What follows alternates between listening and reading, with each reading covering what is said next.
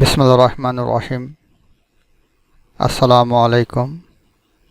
কারিগরি শিক্ষা অধিদপ্তরের তত্ত্বাবধানে পরিচালিত ফেসবুক লাইভ ক্লাসে স্বাগত।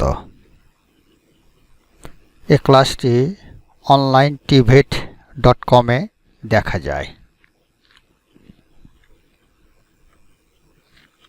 আমি Abu Mohammad Atikullah, instructor technical refrigeration and air conditioning RAC, Dhaka polytechnic institute, Tejgaon শিল্প এলাকা, ঢাকা ১২০৮।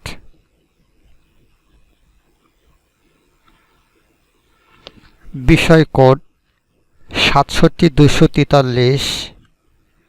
বিষয় cooling and heating load calculation. চতুর্থ পর্ব diploma in engineering refrigeration and air conditioning technology.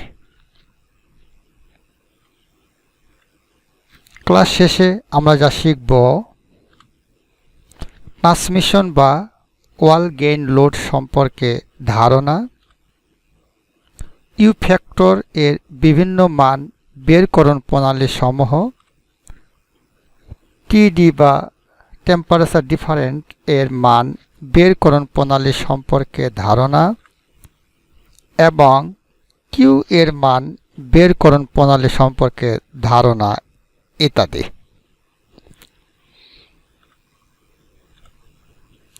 Job number ৩, study the transmission wall gain load. Transmission বা ওয়াল gain load পর্যবেক্ষণ। 3.1 Draw layout of your institute library, refrigeration workshop or auditorium. 3.2 Calculate U factor for the above library or refrigeration workshop or auditorium.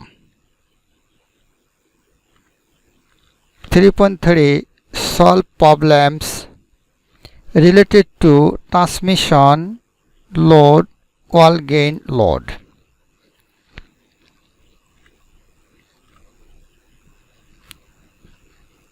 Job নম্বর ৩, এখানে আমাদের বের করতে হবে প্রথমে জবের উদ্দেশ্য বা অবজেক্টিভস, দ্বিতীয়ত কার্যপ্রণালী বা ওয়ার্কিং প্রসিডিউর, তৃতীয়ত সমস্যাবলী ও সমাধান প্রবলেম অ্যান্ড সলভিং, চতুর্থ সতর্কতা বা প্রিকশন, পঞ্চম মন্তব্য বা রিমার্কস। উদ্দেশ্য বা অবজেক্টিভস: প্রতিষ্ঠানের লাইব্রেরি, রেফ্রিজারেশন ওয়ার্কশপ, অডিটোরিয়ামের প্রতিচ্ছবি অঙ্কনকরণ সম্পর্কে অবগত হওয়া। ২. লাইব্রেরি, রেফ্রিজারেশন ওয়ার্কশপ এবং অডিটোরিয়ামের ইউ ফ্যাক্টর সমাধানকরণ। ৩. ট্রান্সমিশন লোড বা ওয়াল গেইন লোড সংক্রান্ত সমস্যাবলী সমাধানকরণ। এইগুলো হচ্ছে আমাদের উদ্দেশ্য। এখন আমাদের কার্যপ্রণালী বা ওয়ার্কিং প্রসিডিওর। হিমায়িত স্থানের দেওয়াল, ছাদ এবং মেঝের দুই পার্শ্বের তাপমাত্রার পার্থক্যের কারণে পরিবহন বা কন্ডাকশন প্রক্রিয়ায় বাহিরের দিক হতে তাপ ভিতরের দিকে প্রবাহিত বা সঞ্চালিত হয়। তাপ প্রবাহের এই হারকেই ওয়াল গেইন লোড বা ওয়াল লিকেজ লোড বলা হয়। বাস্তবে কোনো নিয়ন্ত্রিত বা এয়ার কন্ডিশনিং স্পেসে বা স্থানে দেওয়াল, ছাদ এবং মেঝেকে সম্পূর্ণরূপে অন্তরিত বা ইনসুলেশন করা সম্ভব নয়। কাঠামোর মাধ্যমে সঞ্চালিত তাপের পরিমাণ নির্ণয় করতে সাধারণত তাপ পরিবাহিত দেওয়াল, ছাদ ও মেঝের ক্ষেত্রফল বা এরিয়া এ, দেওয়ালের তাপ পরিবহনের সার্বিক গুণাঙ্ক বা ইউ ফ্যাক্টর, দেওয়ালের দুই পাশের তলের তাপমাত্রার পার্থক্য বা টিডি এবং দেওয়ালের পুরুত্ব ইত্যাদির মান জানা প্রয়োজন হয়। দেওয়াল, ছাদ ও মেঝের দুই পাশের তলের তাপমাত্রার পার্থক্যের জন্য দেওয়াল, ছাদ ও মেঝে বা কাঠামোর যে কোনো অংশ দিয়ে যে পরিমাণ তাপ সঞ্চালিত হয় তা নিম্ন বর্ণিত সূত্রের সাহায্যে নির্ণয় করা যায়। অর্থাৎ সূত্রটা হলো Q equal to A into U into TD. এখানে কিউ হলো কাঠামোর মাধ্যমে সঞ্চালিত তাপের পরিমাণ ওয়াট এ হলো কাঠামো বা দেওয়ালের ক্ষেত্রফল বা এরিয়া বর্গ মিটারে, ইউ হলো তাপ পরিবহনের সার্বিক গুণাঙ্ক watt per metre square degree kelvin এবং টিডি হলো দেওয়াল, ছাদ ও মেঝের দুই পাশের তলের তাপমাত্রা বা টেম্পারেচার ডিফারেন্স বা তাপমাত্রার পার্থক্য ডিগ্রি কেলভিনে। একটা সমস্যা বলে আমরা দেখি। 3 মিটার ইন্টু 6 মিটার একটি দেওয়ালের ভিতরে তাপমাত্রা বা ইনসাইড টেম্পারেচার হচ্ছে 4 ডিগ্রি সেন্টিগ্রেড এবং বাইরের বা আউটসাইড টেম্পারেচার 35 ডিগ্রি সেন্টিগ্রেড। দেওয়ালের ইউ ফ্যাক্টরের মান হচ্ছে 0.37 watt per metre square degree kelvin হলে উক্ত দেওয়ালের মাধ্যমে সঞ্চালিত তাপের পরিমাণ নির্ণয় করো।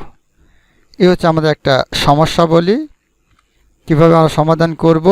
সলিউশন দেওয়া আছে দেওয়ালের ক্ষেত্রফল area equal to 3 metre into 6 metre, মোট হচ্ছে 18 বর্গ মিটার, মানে 18 বর্গ মিটার ক্ষেত্রফল। আর তাপ সঞ্চালনের সার্বিক গুণাঙ্ক বা ইউ ফ্যাক্টরের মান হলো 0.37 watt per metre square degree kelvin, এটা দেওয়াই আছে। আর বাইরের তলের তাপমাত্রা হচ্ছে টিও বা আউটসাইড টেম্পারেচার 35 ডিগ্রি সেন্টিগ্রেড এবং এখান থেকে আমাদের 35 ডিগ্রি সেন্টিগ্রেড থেকে কেলভিনে নিয়ে আসতে হবে। তাহলে 273 যোগ করে 307 ডিগ্রি কেলভিনে দেওয়ালের ভিতরের তাপমাত্রা বা ইনসাইড টেম্পারেচার টিআই সমান 4 ডিগ্রি সেন্টিগ্রেড। এই আগেরটার মতো 4 এর সঙ্গে 273 যোগ করে তাহলে 277 ডিগ্রি কেলভিনে ট্রান্সফার করতে হবে। অতএব দেওয়ালের দুই পাশের তলের তাপমাত্রার পার্থক্য হল টিডি সমান টিও মাইনাস টিআই। আউটসাইড টেম্পারেচার থেকে ইনসাইড টেম্পারেচার বাদ দিলেই হবে, তাপমাত্রার পার্থক্য বা টিডি বের হবে। এখানে আমরা বিয়োগ করে 307 থেকে 277 বিয়োগ করলে আমরা পাবো টিডি বা টেম্পারেচার ডিফারেন্স হলো 31 ডিগ্রি কেলভিন। এই মানটা আবার অন্যভাবে বের করা যায়, অথবা টিডি সমান 35 degree centigrade minus 4 degree centigrade. প্রথম থেকেই এখান থেকে টিডি হবে 31 ডিগ্রি সেন্টিগ্রেড বা 1 ডিগ্রি কেলভিন, যেহেতু delta T degree kelvin equal to delta T degree C, একই মান। এখন কাঠামোর মাধ্যমে সঞ্চালিত তাপের পরিমাণ হলো Q equal to A U T D. এখানে আমরা মানগুলো বসিয়ে পাই 206.46 ওয়াট। এখানে 1000 দিয়ে ভাগ করলে পাবো 0.206 কিলোওয়াট। এটা আমাদের উত্তর পেয়ে গেলাম একটা। আরেকটা एग्जांपल আমরা দেখি, প্রবলেম নাম্বার 2। একটি এয়ার কন্ডিশনিং কক্ষের বা শীতাতপ নিয়ন্ত্রণ কক্ষের তাপমাত্রা 25 ডিগ্রি সেন্টিগ্রেড এবং বাইরের তাপমাত্রা হচ্ছে 36 ডিগ্রি সেন্টিগ্রেড হলে নিম্নে বর্ণিত উপাদানের তৈরি 5 মিটার ইন্টু 3 মিটার একটি দেওয়ালের দুই তলের মধ্য দিয়ে নিয়ন্ত্রিত কক্ষে ওয়াট এককে তাপ পরিবহনের পরিমাণ নির্ণয় করো। এটা হচ্ছে এয়ার কন্ডিশনিং স্পেসের জন্য এই প্রবলেমটা। তাহলে আমরা কিভাবে এখানে দেখি, প্রয়োজনীয় তথ্যাদিগুলো হলো 12 সেন্টিমিটার ইটের দেওয়ালের বাইরের দিকে 1.25 সেন্টিমিটার সিমেন্ট প্লাস্টার, 2.54 সেন্টিমিটার অচল বাতাস বা ডেড এয়ার।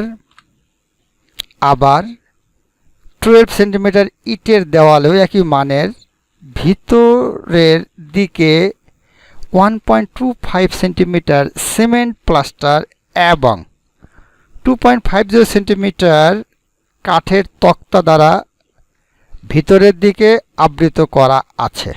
এই হচ্ছে আমাদের প্রয়োজনীয় তথ্যাদি দেওয়াই থাকবে। এখান থেকে আমাদের মানগুলো বের করব। আমরা জানি ইউ সমান সমান 1/FO plus x1/k1 plus x2/k2 plus x3/k3, এরকম করে অনেকগুলো চলবে। এরপর লাস্টে 1/FI, এটা watt per metre square kelvin. FO কী জিনিস, FI কী জিনিস আমরা আগে জানি। হ্যাঁ, এখানে মানগুলো আমরা ওই বসিয়ে পাই। ইউ এর মান হচ্ছে 1.23 watt per metre square degree kelvin পেয়ে গেলাম। আমরা জানি কিউ সমান সমান ইউটিডি, এখানে এরিয়ার মান 5, ইউ এর মান 1.23 আর টিডি হচ্ছে 36 - 25 ওয়াট বের হবে। এখানে টোটাল হবে 202.95 ওয়াট। একে 1000 দিয়ে ভাগ করলে 0.2029 kilowatt.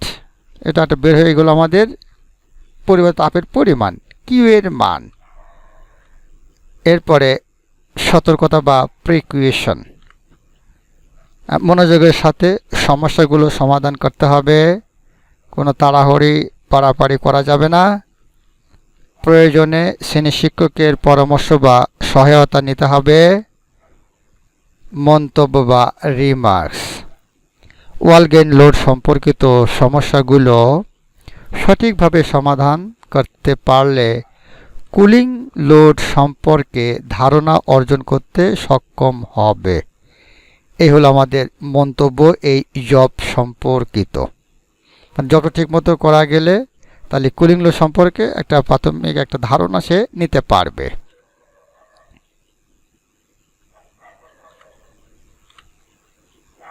Thanks. Any question you can find me at।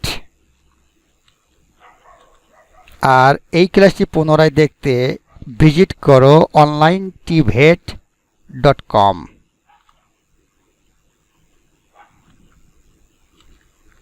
ধন্যবাদ সকলকে।